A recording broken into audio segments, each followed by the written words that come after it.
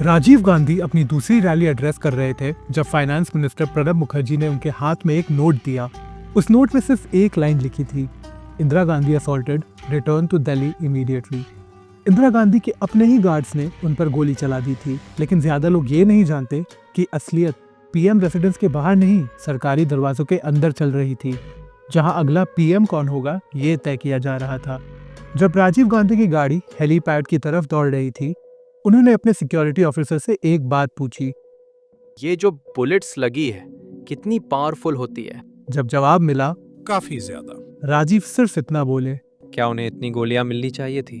उस गाड़ी में किसी को अंदाजा नहीं था कि वो सिर्फ दिल्ली नहीं, एक पावर स्ट्रगल की तरफ बढ़ रहे थे। 30,000 फीट की ऊंचाई पर एक एयरप्लेन में कुछ नेता भारत का भविष्य लिख रहे थे और बीच में थे राजीव गांधी, एक आदमी जिसे कभी पॉलिटिक्स में कदम नहीं रखा था। ये वही पल था जब प्रणब मुखर्जी ने अपने पॉलिटिकल एक्सपीरियंस का कार्ड खेला। वो कहने लगे कैसे नेहरू और शास्त्री के टाइम पर senior most minister interim prime minister बने थे। उनके हिसाब से अब उन्हें पीएम बनना चाहिए, लेकिन प्रणब मुखर्जी कहते हैं कि उसके बाद उन्होंने राजीव गांधी को प्लेन के पीछे ले जाकर समझाया कि अब वक्त आ गया है राजीव को पावर लेने का। जब आसमान में पॉलिटिकल चेस चल रही थी, तब जमीन पर एक और खिलाड़ी अपनी चालें चल रहा था, अरुण नेहरू, राजीव के कजिन। अरुण दिखाने वाले थे कि एक इंसान क्राइसिस के टाइम पर कितना पावर होल्ड कर सकता है।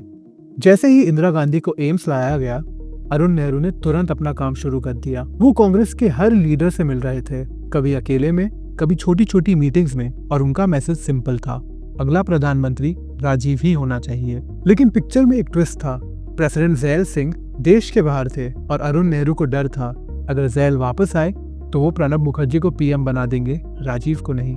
क्यों? क्योंकि इंदिरा गांधी और ज़ैल सिंह के बीच में रिश्ते बहुत खराब थे, और अब जब इंदिरा चली गई थी, कोई नहीं जानता था कि प्रेसिडेंट वापस आकर क्या कदम उठाएंगे। इसीलिए अरुण नेहरू ने एक प्लान बनाया, एक ऐसी चाल जो राष्ट्रपति को पूरी तरह बाईपास कर देती। और यहाँ से स्टोरी ड्रामेटिक हो जाती है। नेहरू ने कांग्रेस को मना लिया था कि वाइस प्रेसिडेंट के द्वारा राजीव गांधी को शपथ दिलवाया जाए, जिससे कि ज़ैल सिंह के वापस आने की जरूरत नहीं थी। लेकिन एक इंसान थे जो इस प्लान के रास्ते में आ गए, पीसी अलेक्जेंडर, इंदिरा गांधी के प्रिंसिपल सेक्रेटरी। एक ब्यूरोक्रेट होने के नाते अलेक्जेंडर को अरुण की इस चाल की लीगैलिटी पे शक था, और टेक्निकली इंदिरा की मौत के बाद उनका सेक्रेटरी रहना भी खत्म हो चुका था। फिर भी रेस शुरू हो चुकी थी, कौन पहले राजीव तक पहुंचता है। अरुण नेहरू तेजी से उस रूम की तरफ बढ़ते हैं जहां राजीव सोनिया को संभाल रहे थे, लेकिन अलेक्जेंडर उनसे पहले पहुंच गए और देखते हैं सोनिया गांधी को, जो राजीव गांधी को प्रधानमंत्री बनने से रोक रही थी। एम्स के एक बाथरूम में अलेक्जेंडर राजीव को ले जाकर कहते हैं, प्रेसिडेंट के आने तक का इंतजार करो। 6 घंटे बीत चुके थे, देश के पास कोई प्रधानमंत्री नहीं था, पर अलेक्जेंडर चाहते थे कि ये फैसला जल्दबाजी में ना लिया जाए। मगर जहां पॉलिटिशियंस अपना गेम खेल रहे थे, किसी ने पहले से ही भविष्य का सोच रखा था। जब प्रणब मुखर्जी एम्स पहुंचे, उन्हें तुरंत समझ आ गया कि कांग्रेस लीडरशिप उनके खिलाफ हो चुकी है, लेकिन प्रणब के पास अब भी एक आखिरी चाल बाकी थी। उन्होंने कांग्रेस पार्लियामेंट्री बोर्ड को बुलवाने का फैसला रखा, और बोर्ड के पास सिर्फ 2 मेंबर्स थे, प्रणब मुखर्जी और home minister Narasimha Rao.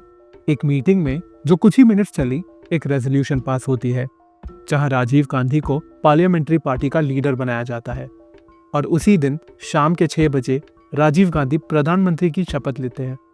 Last minute में उनके कैबिनेट में एक चेंज लाया गया। बूटा सिंह, एक दलित सिख को ऐड किया गया सिख कम्युनिटी को मैसेज देने के लिए, मगर काफी लेट हो चुकी थी। जहां राजीव गांधी शपथ ले रहे थे, अरुण नेहरू एक फोन कॉल करने वाले थे जिससे हजारों लोगों की जान दांव पर लगने वाली थी। होम मिनिस्टर नरसिम्हा राव को कॉल करके वो बताते हैं कि इंटेलिजेंस रिपोर्ट के हिसाब से दिल्ली में दंगे होने वाले थे, और इस बार रिस्पांस होम मिनिस्ट्री नहीं, पीएमओ हैंडल करेगा। सोचिए जरा, जिस इंसान ने राजीव गांधी को कुर्सी पर बैठाया, अब उनके हाथ में लॉ एंड ऑर्डर भी आने वाली थी, जब दिल्ली अपना वर्स्ट कम्युनल राइट्स देखने वाला था। फोन कॉल से राव तुरंत मैसेज समझ गए कि उन्हें साइडलाइन किया जा रहा है। अब पूरी कमांड पीएमओ के पास थी, और पीएमओ का मतलब था अरुण नेहरू, जो दंगे के रिस्पांस का इंचार्ज भी बन चुके थे। लेकिन यहाँ एक सवाल उठता है, क्या वो इंटेलिजेंस रिपोर्ट असली थी, या फिर ये सिर्फ एक बहाना था हिंसा को मैनेज करने के लिए। दिल्ली के कोने कोने में मीटिंग्स हो रही थी।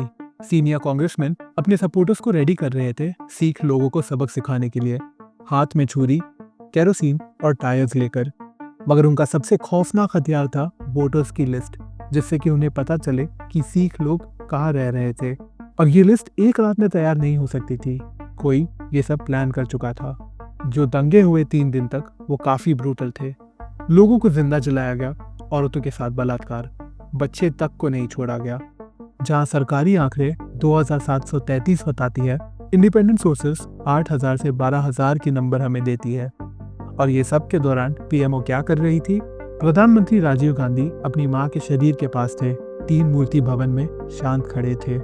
लेकिन कहानी बद से बदतर हो जाती है। लोग भीख मांग रहे थे सरकार से कुछ करने के लिए।